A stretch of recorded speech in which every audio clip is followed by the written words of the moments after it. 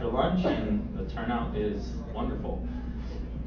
Today we're going to talk about Windows Phone 8 and how to test Windows Phone 8 applications. My name is Jorge Orchilles. Usual disclaimer, I am not speaking on behalf of my company. Anything I say or do should not be held against me in any court of law.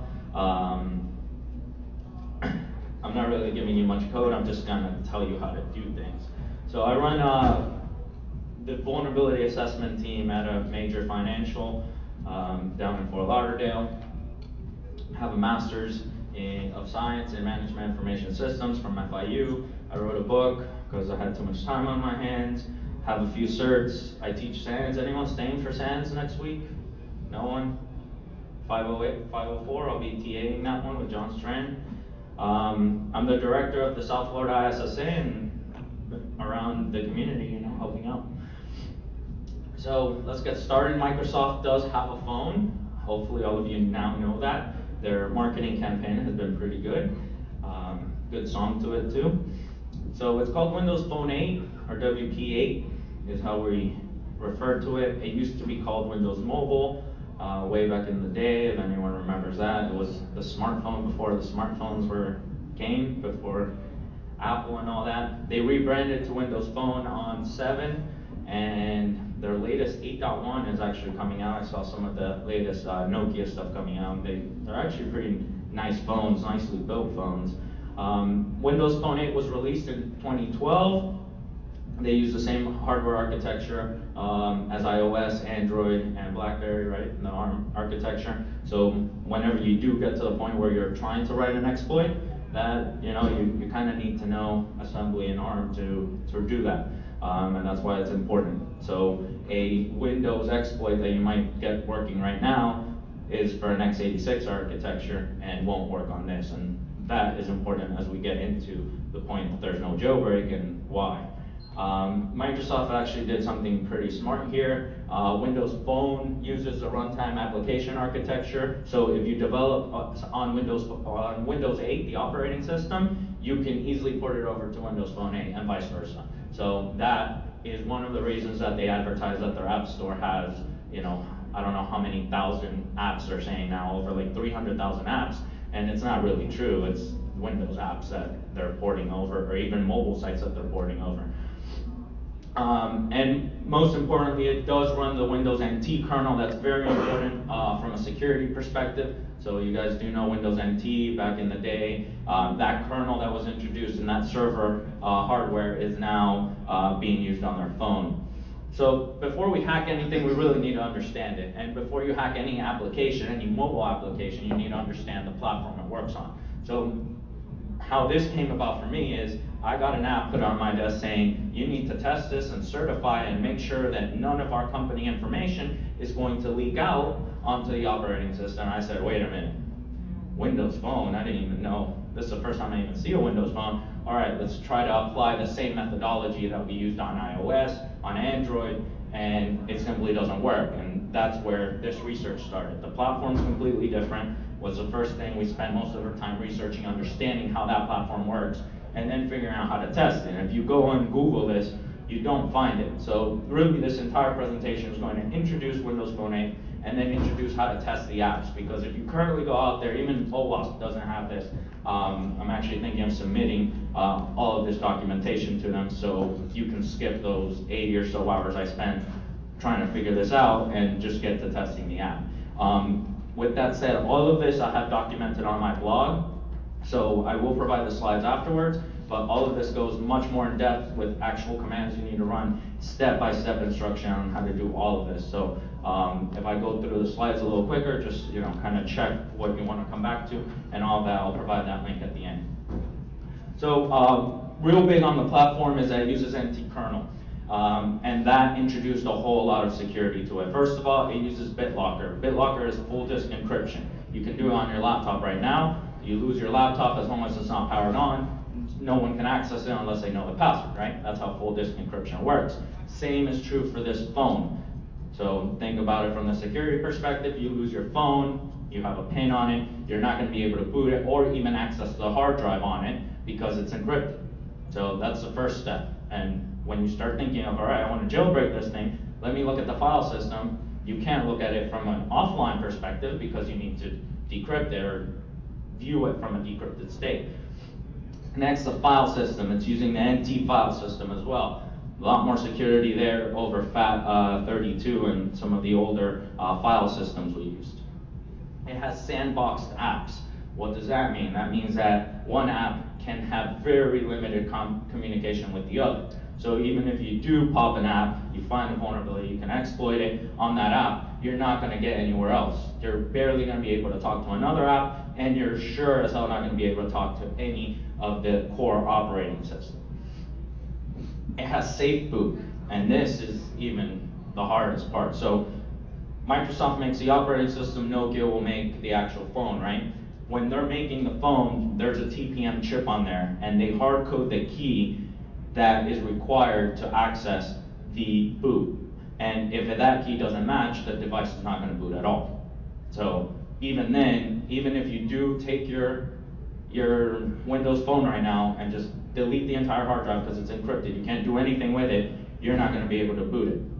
And that's another issue. And with TPM2, they actually hard coded this onto the chip itself, and no one's been able to break this yet. And then lastly, any binary that runs has to be signed by Microsoft. So, Microsoft tries to control everything, and they've picked out a very good way to do that on Windows Phone 8.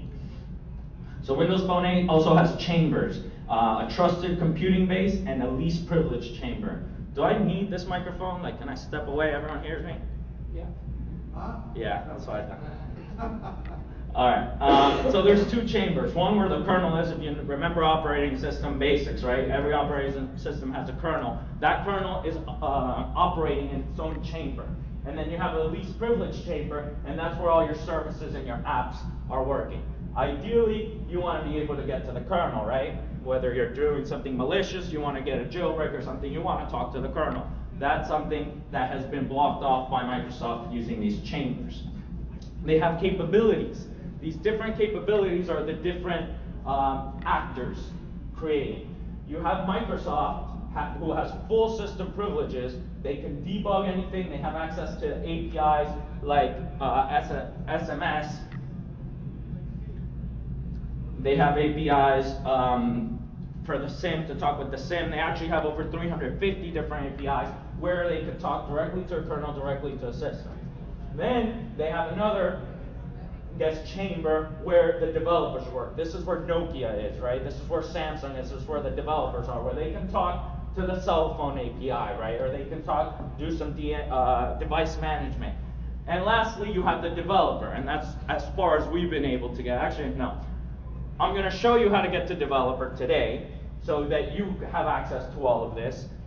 And if you really want to go deeper, there is access to kind of become an OEM like Nokia and have access to a few more APIs. But you're still not there, right? You're still not at system.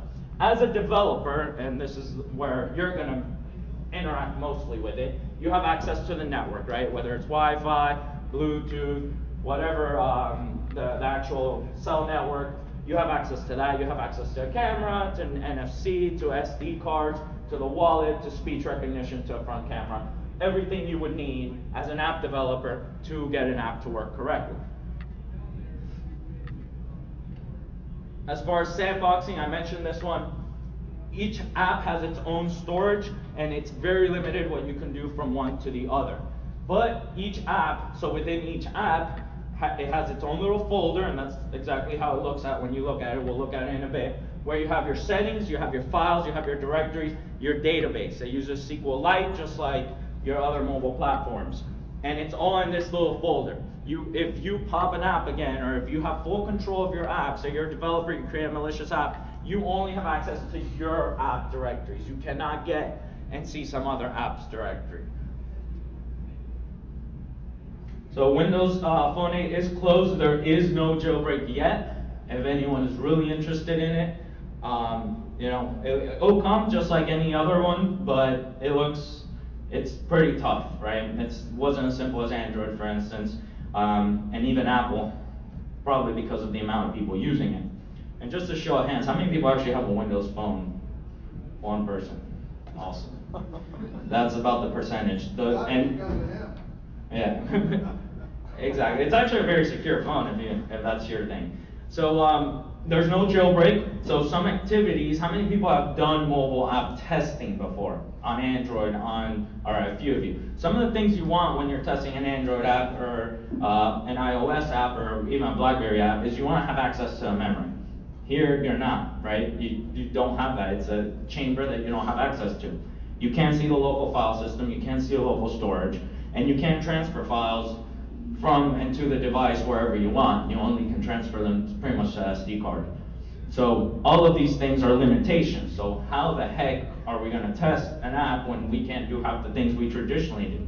And that's where we're heading at. But let's take a break before that and think of what a jailbreak would look like.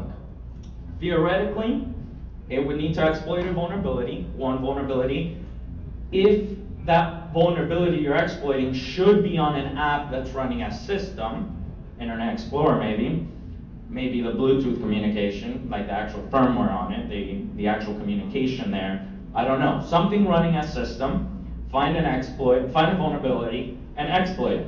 We know for Internet Explorer we have these. We have exploits for IE 10, we have exploits for IE 11. The problem is that since this is a different architecture, if you recall how a use after free vulnerability works or any type of exploit works, you need to get back in memory, know where you are in memory to be able to continue your code and execute your code. You can't do this here because you can't look where you are in memory. There's no way to access the memory, and that's the main issue. If you were able to access memory, you could probably use one of these exploits to get through. And once you do get through, then you have all this defense in depth. So great, you have your exploit, you do it on the client side, right? Something that has access to system. It's probably not going to be running with system, so you may need to escalate privileges, depends on what process you're owning. Then you might only have owned that phone for that moment, right? Because as soon as it reboots, it has secure boot. Remember the whole digital signature, the TPM, all that? You're going to have to bypass that if you want it to be, an ongoing jailbreak. And then, if you want to run your own application, you're going to have to somehow disable its code signing signature and or create a trusted app store. So it's pretty tough. We know there's exploits, we just can't get code to actually execute. So if you run the exploit, you'll kill IE, it'll just crash because it ends up looking for something in memory and you have no idea where you are. So what can we actually test here? Well, your task is to test a mobile app. So you can test that particular application's logic. You can see what communication, where that app is communicating to, so what server is it going to. Most of these communicate over web protocols, over HTTP, some go over SSL, etc. You can try that, and if you find out where it's going and how it's authenticating, you can even try it from your web browser or from your traditional tools. You could put a proxy in the area, etc., and test the server side. You could test the client side of that app. So even on the client side, if say you can inject something that's coming back from the server, you somehow intercept it and add more code there, you might be able to find a flaw on the client and exploit that particular client. You exploit that particular app, awesome, you'll probably get full access to that app because remember, every app is sandbox. So you have a client-side vulnerability, you exploit the particular app, you get access to that. If it's a financial, if it's a key pass or something storing your password, maybe you'll have access to a file system. You can look at the local application storage, and I'm going to show how to do that, but it does require the SAP file. And the SAP file is pretty much a zip file with DRM that I'll talk about shortly. That's pretty much the app file. So you need to tell the developer, hey, I'm testing your app. If I don't test it, we're not going to put it in production, we're not going to buy your services. Generally, it does require that much leverage for them to give you this, and then they have to give it to you without the encryption. Because the first time I told them that, they're like, oh, sure, we'll give you the app. I look at it, I'm like, dude, this is encrypted, give me the unencrypted app. They finally budged, and I was able to do the test. And lastly, you can look at the configuration of that local application. So a bit limited for those of you that have tested other mobile apps. It's not ideal, but this is what you can do, right? You're tasked with it, you need to get your task accomplished as best as you can. Any questions about the platform before we go on? I just asked that question so I can have a drink. All right, prereqs, what do you need? You need either a physical device, and this is what a physical device looks like, because apparently none of you have one, right? This is a Nokia Lumia. The camera on it is awesome. And that's pretty much the awesomeness there. If you don't have this, you can still test mobile apps. You can use an emulator, and I'll show you how to do that. I'm not going to do it here because I always prefer to test on an actual device. There's a few differences, I'll cover those. But even if you don't have it, you can go home right now for free, download this emulator, and put an app in and start looking at what the app does. And no one is doing this. So if you find stuff, which last night I was just messing around with one, and I found another issue on a Bing financial app that I'll show you guys in a minute. You know, no one's doing it, so go out and do it. There's so many vulnerabilities. It's like industrial control systems. Why have all these people found these vulnerabilities? Because no one's looking at them. As soon as you get 10 guys that know what they're doing to look at them, you find all these vulnerabilities. So, I mean, as enterprises go to this, you might want to start checking it out. If you are using a device, you have to unlock it. So I'll show you how to do that in this talk. We'll talk about the SAP file and why you really need it. And we'll talk about an HTTP proxy, which will allow you to see a lot of the traffic going back and forth. So physical or emulator, I always prefer physical. Like I said, this is a Nokia Lumia. I requested this. They said, you need to test this app. I said, you got to give me a device. And they said, well, use an emulator. I said, no, you got to give me a device. And I got a free phone. You can use the emulator. Some things about the emulator you should know. First of all, it's a Hyper-V image. So anyone use Hyper-V, you have to do that on Windows. So it goes without saying, you need a Windows system to do that. Not only that, you actually need a Windows 8 system, 64-bit to do that. We figured out how to do it on Windows 7 64-bit. I have the write-up on my blog if you want to figure it out. Just get a Windows 8. I mean, it's so much trouble to go through to get it working. But it's a Hyper-V image, right? So it's a virtual machine. We know that. Instead of using ARM architecture, it's going to use x86. So even if you do find a vulnerability for it, and you write this awesome exploit that works on your emulator, that exploit is not going to work on the phone because the phone uses a different hardware architecture, right?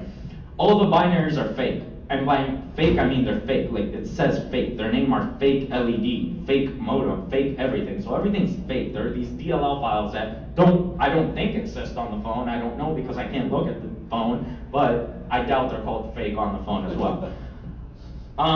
The user agent. So when you go on your IE browser, you go to a site, you know, it says, hey, I'm using Internet Explorer 10 and I'm a Windows phone, and I'll show you guys that.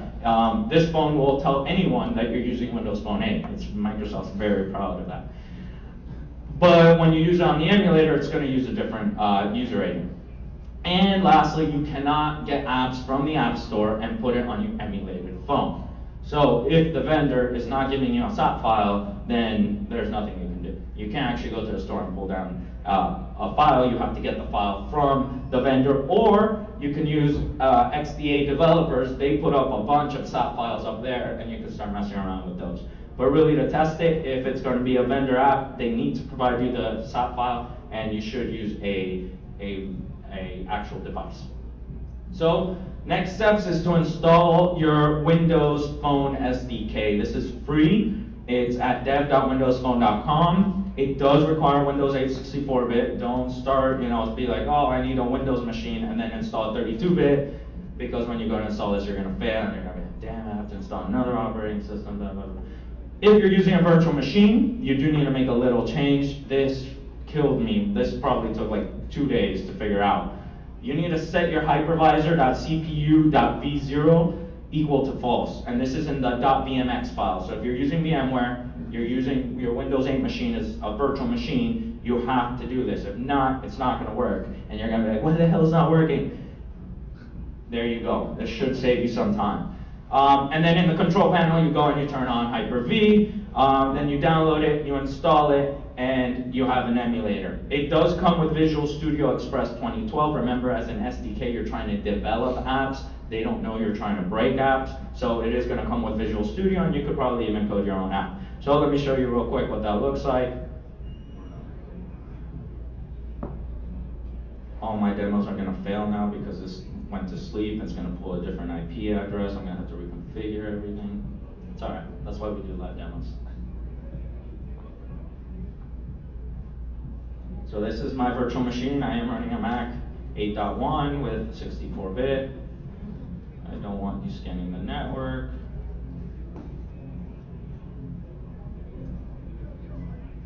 I'll show you that later. All right, here you go. So this little emulator here, you look at it, it runs exactly where I told you. Microsoft program files x86, Microsoft KDE 8.0, and I'll show you what it looks like when you boot it, but I'm not going to wait for it to boot because it takes forever, especially on a virtual machine.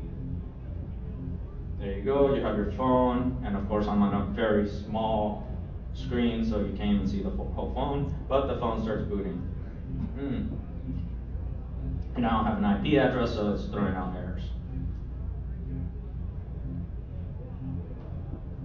But I need an IP, so let's figure that out. I do have an IP, what are you talking about?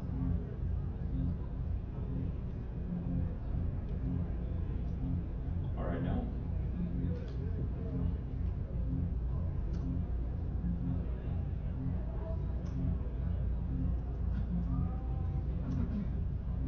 Hopefully I got an IP. Am I still connected here? Yeah. Alright, so that's your emulator. If you have a physical device, you need to unlock it. You have to pay for this. Yeah. But I figured out a way to pay $19. You say you're a student. Now, of course you're students. You're learning. I'm a student.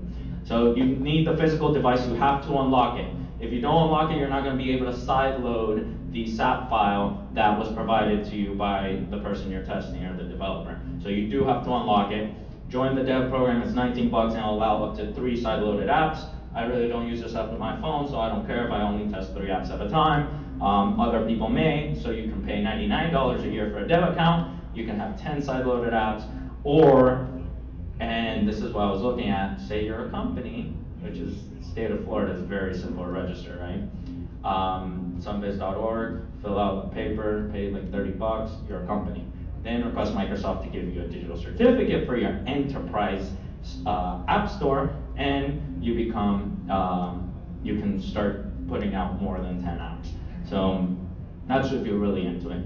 You register for free or for $19 on dev.windowsphone.com. So the SAP file, if you look at it, its signature is the same as a Silverlight app. It contains a XML file called app.manifest, and that defines the assemblies and DLLs that get deployed. Let me show you an app here.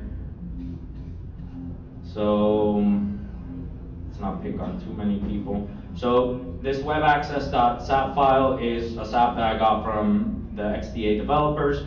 You unzip it, and then in here you have your app.manifest file. If you look at that with a text editor, you'll see here exactly what it's going to deploy. So you're already starting to learn what this app does, or what it's deploying, at least when you send it. So there's a webaccess.dll, http server.dll, file system registry, etc. So you can see that for any file that's not encrypted.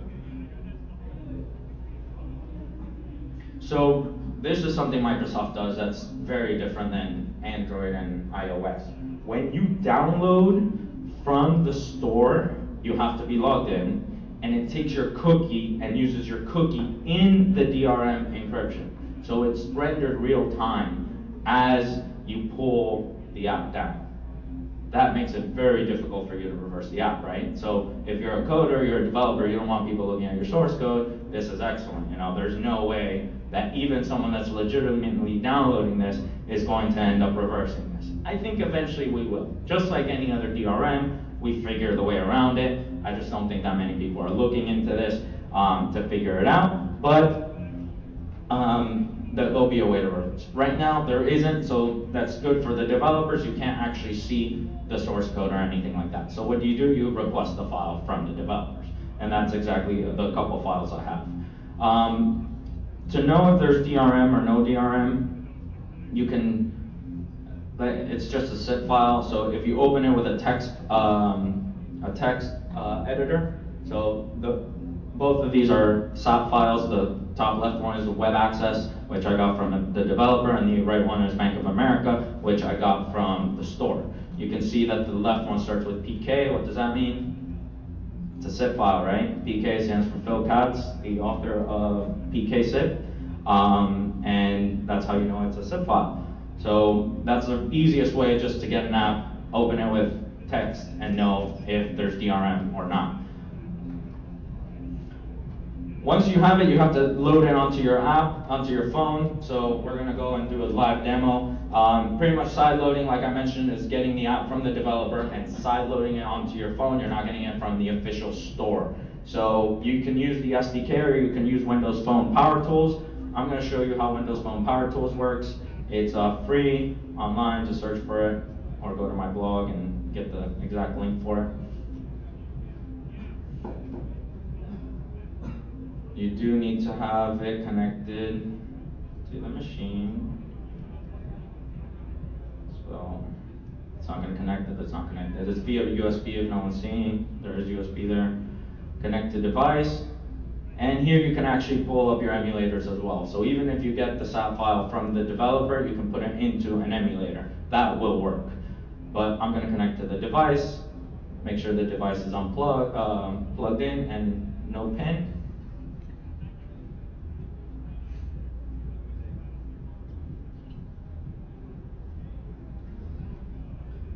Is it connecting? Yes. Live demo 1 worked. All right, so here you can pull whatever app file you have. So let me show you one that I got from a vendor. Just show you how to install it. You click install, and it'll all of a sudden pop up in my wonderful tiles. Yes, you can't see, but it's now on my tiles.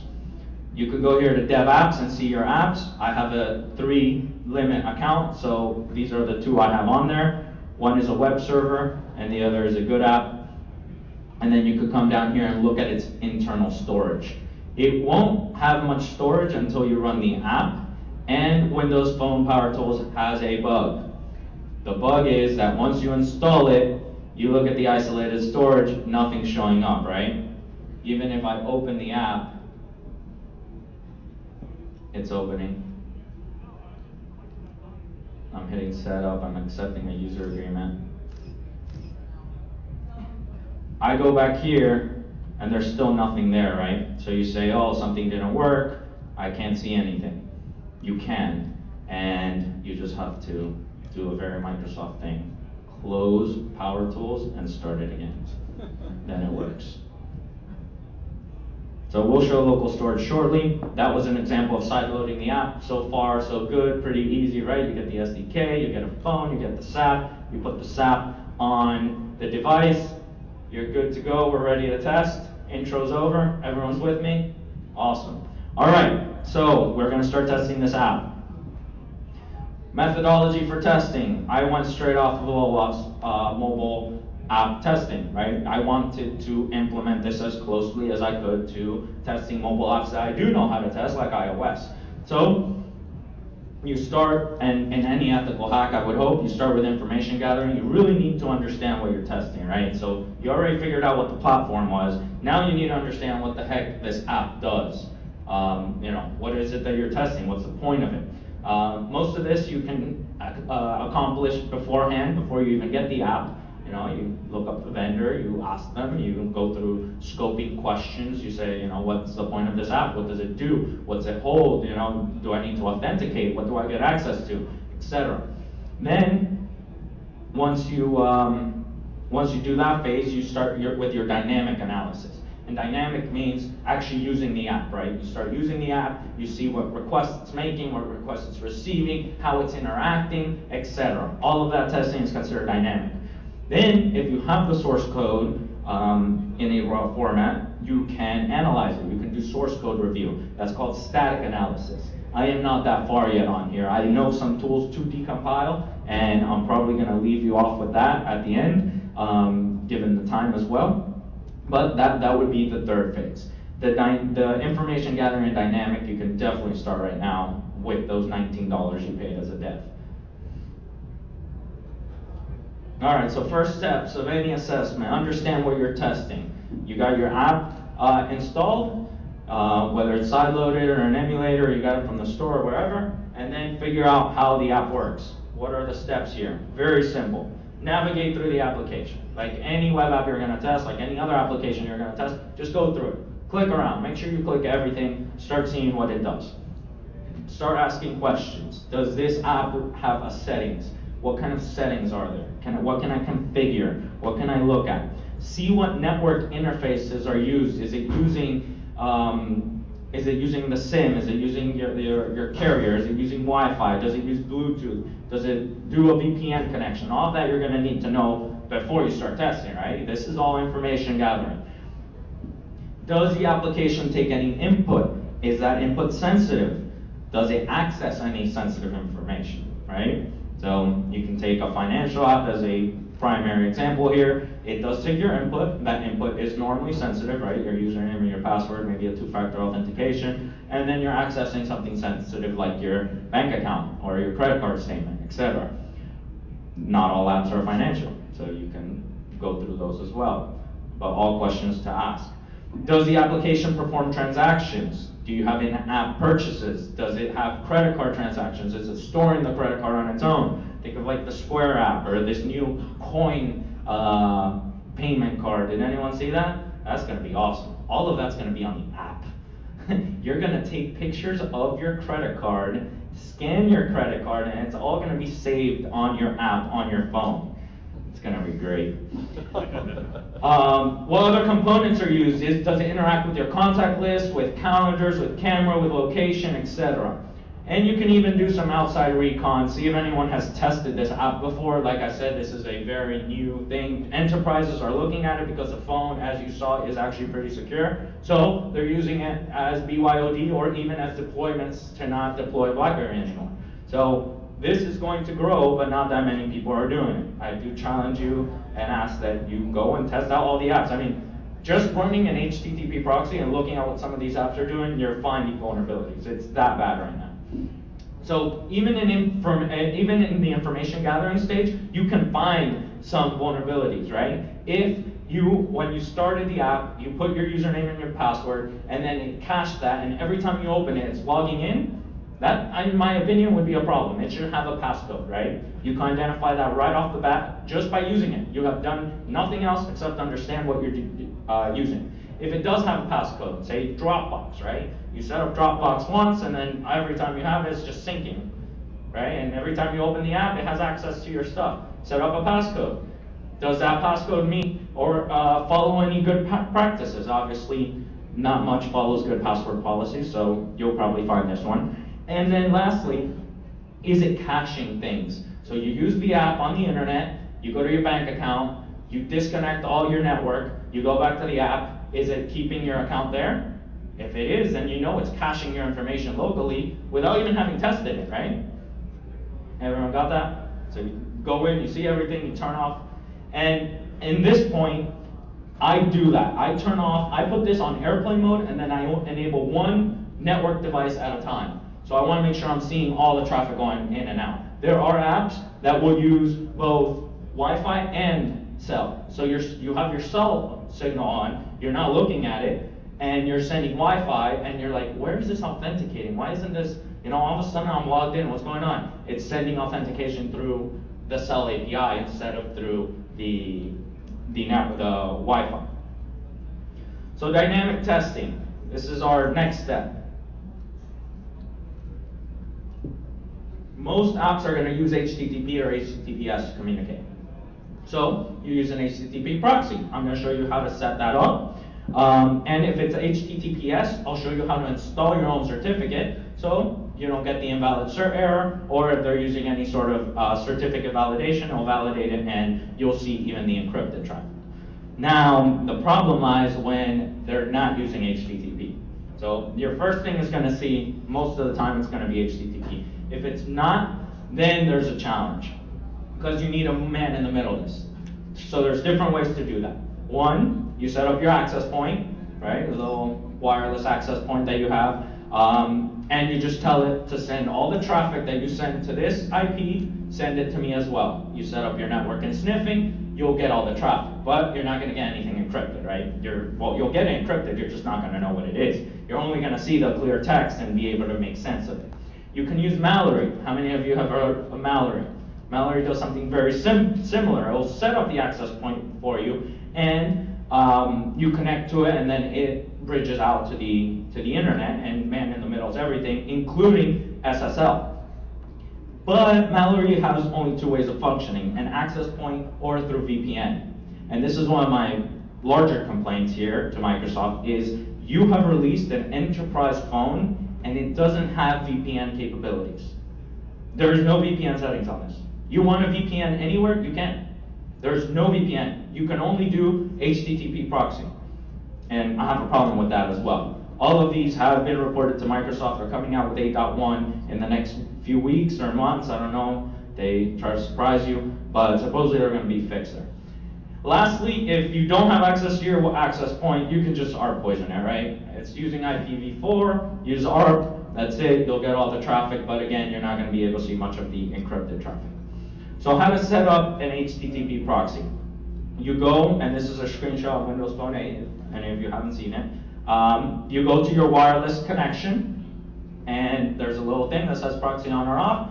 You turn it on, you put your server URL, and the port number, and it connects. Notice that there's no authentication. Again, this is a phone for enterprises. Enterprises have proxies.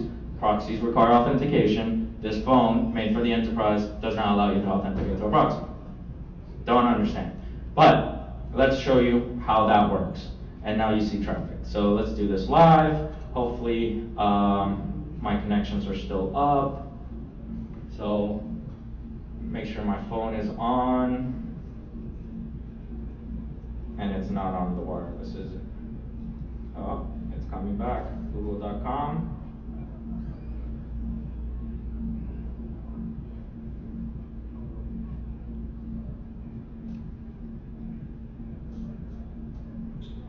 So this is SAP proxy. Anyone have experience with an HTTP proxy? Show of hands, come on, you see more hands than that. All right. So an HTTP proxy will pretty much intercept your requests, send it off to the web server for you, intercept the response, and send it back to the phone. So you go here to local proxy, you tell it listen on this port, so listen on 192.168.1.10, connect to port 80. That's the same thing you're going to set up on this screen.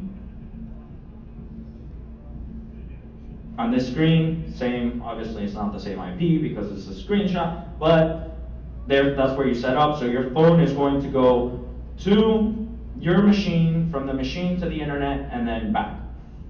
When you set that up, and obviously my network connection is dead, thankfully I have some cached pages here, it should work. So you start seeing traffic. This was me going to google.com with the phone, I believe. Oh, look at that. This is what I was telling you about the user agent. So on Internet Explorer on my phone, I went to google.com. You can see the request going out. Go to google.com. Look at the user agent. It tells everyone. I'm on Internet Explorer 10. I'm a Windows Phone 8. And I'm actually a Lumia 920. I'm surprised it doesn't say what color my phone is. But it pretty much tells you everything, right? It's telling exactly what it is. It's on ARM, IE Mobile, you know, it's all there for you. So now you can see traffic. You start using the app, you send traffic, you receive traffic. Wonderful, you can see if it's HTTP. All of this is HTTP traffic. For HTTPS, you need to install your signature. So you have to generate the SSL certificate and then somehow get it on your device.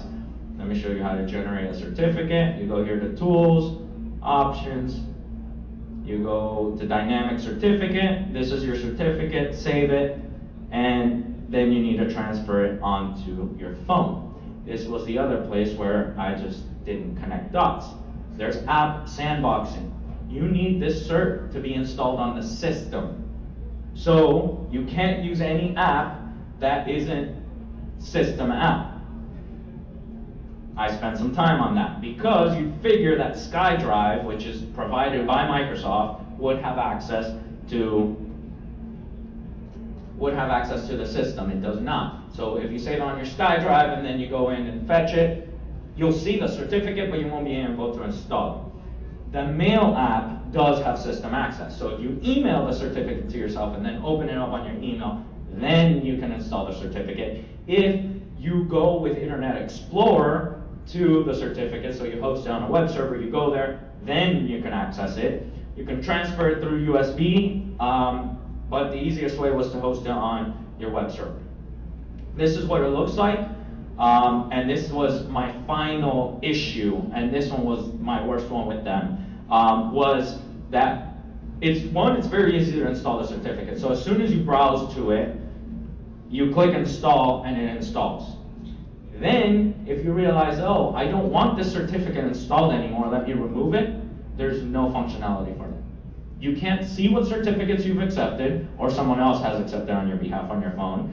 And you can't, even if you do and you say, all right, I temporarily want to accept this certificate because I really need to check my email, you can't remove it afterwards. So there's no certificate management. This was my third issue with Microsoft. So how do you get this? And this is more real life and I don't document this, but if you wanted someone to connect and get your digital certificate, you set up a wireless access point, everyone connects to it, and the first request that they sent, whatever GET request, you give them the certificate file. And by giving them the certificate file, they're gonna see this, and you can change whatever name it says right here. So you can change that to hit install to access free Wi-Fi. And that could be the name of your certificate. And then they're gonna hit install, and they're not gonna get any certificate error the rest of their life until that certificate expires. So you can man in the middle of them anywhere you want later on, and there's no way for them to remove that. So this was another issue. So at the end, you now have access to SSL traffic. So let me show you a page here. So this is the finance app. You see HTTPS. I can actually see the request, and apparently I can't see the response on that one. Go live demos. All right. Wow, none of my live demos have failed yet. This is epic.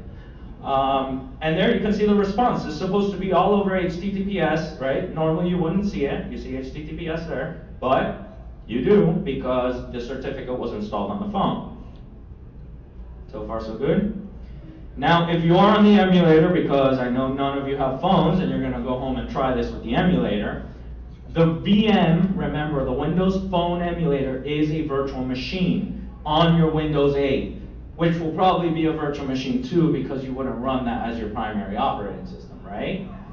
So you have a VM going through a VM going through a VM.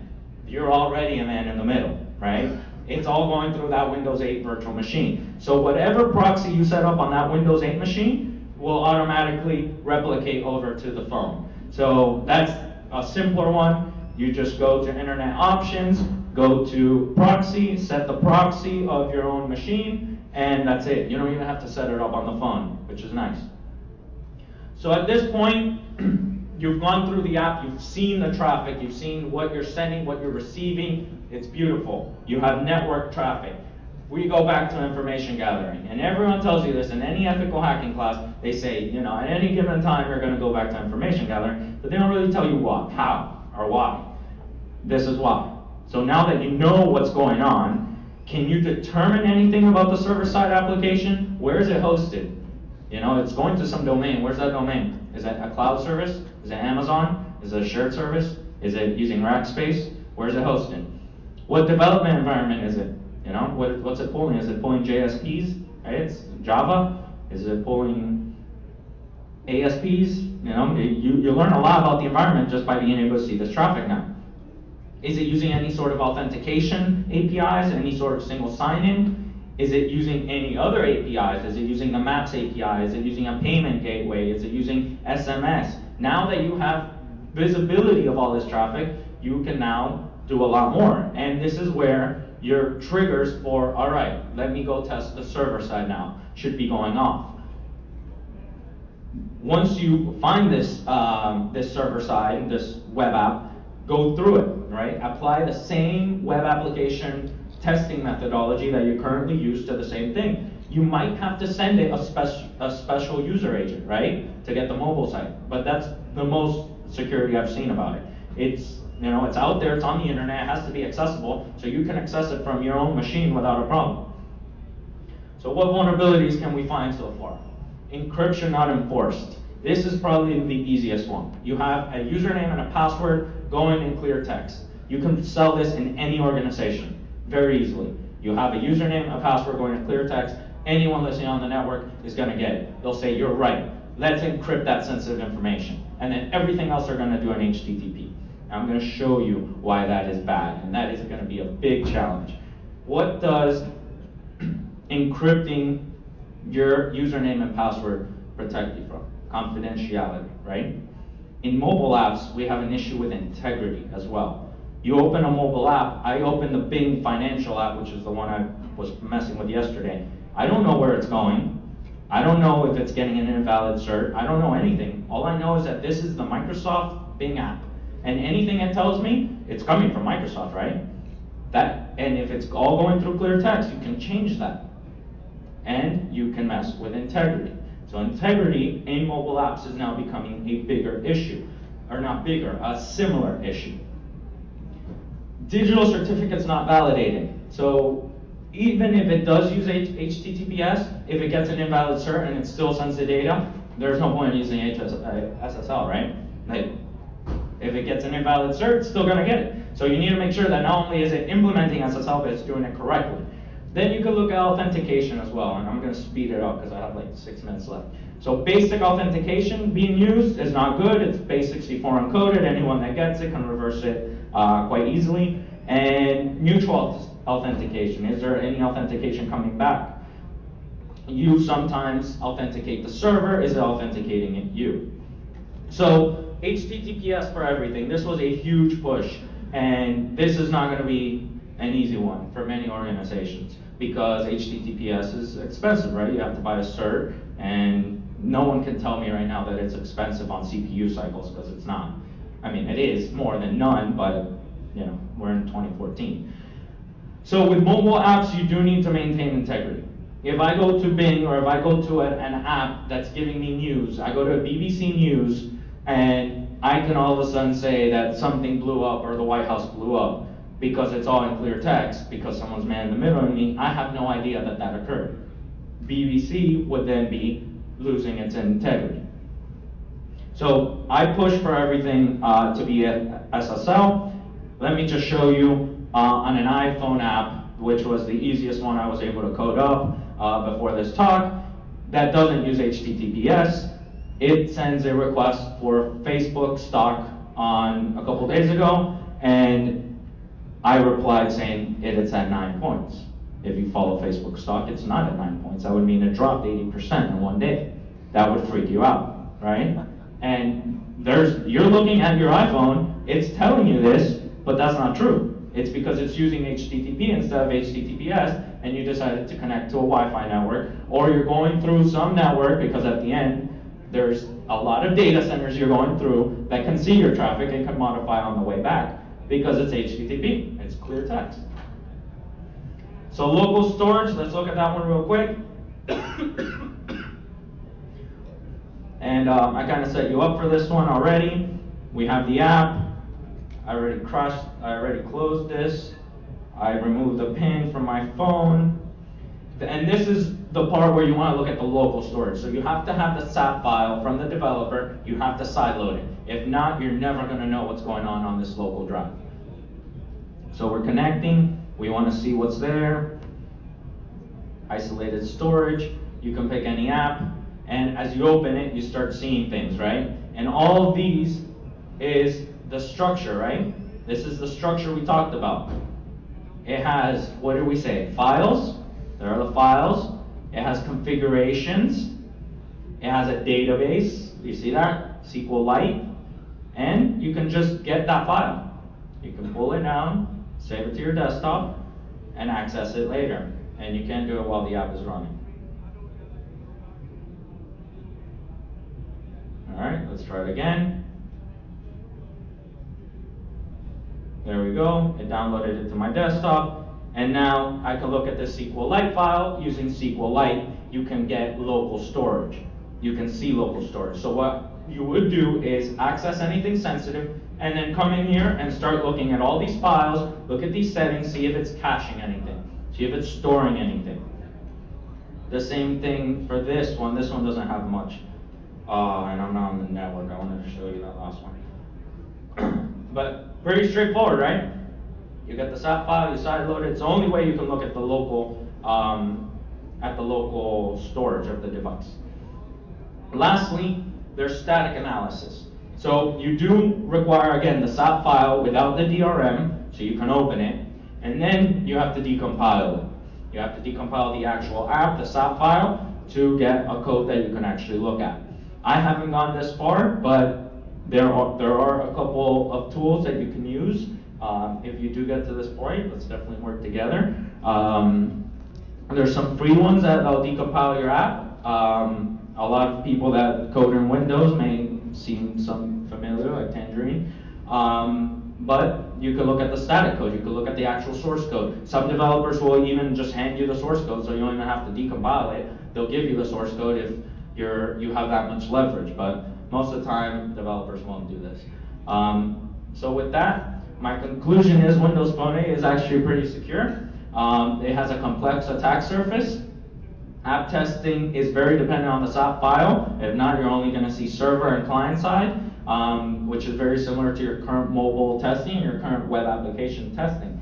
The trend I see is many organizations are trying to get rid of BlackBerry because it's expensive for them, allowing BYOD to come in, and Windows Phone might be one of the options they go with. So we're going to start seeing more people having this, and I encourage all of you to take a look at it and start playing with these apps, see what they do. The one I wanted to show you was the Bing app. That Bing Financial also, just like the iOS stock app, is all in clear text. So anyone using Bing, if you're connected to my Wi-Fi, I can mess with your head until you call your broker about, Google going to $10.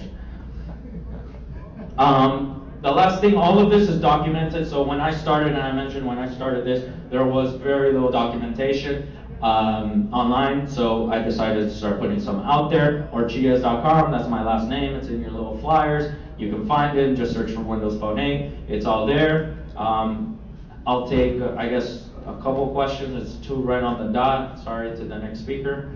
Any questions? Anyone gonna go test Windows Phone apps now? Sure. Yeah. It's so easy. All right, cool. Anything else? Thank you very much. I appreciate your time.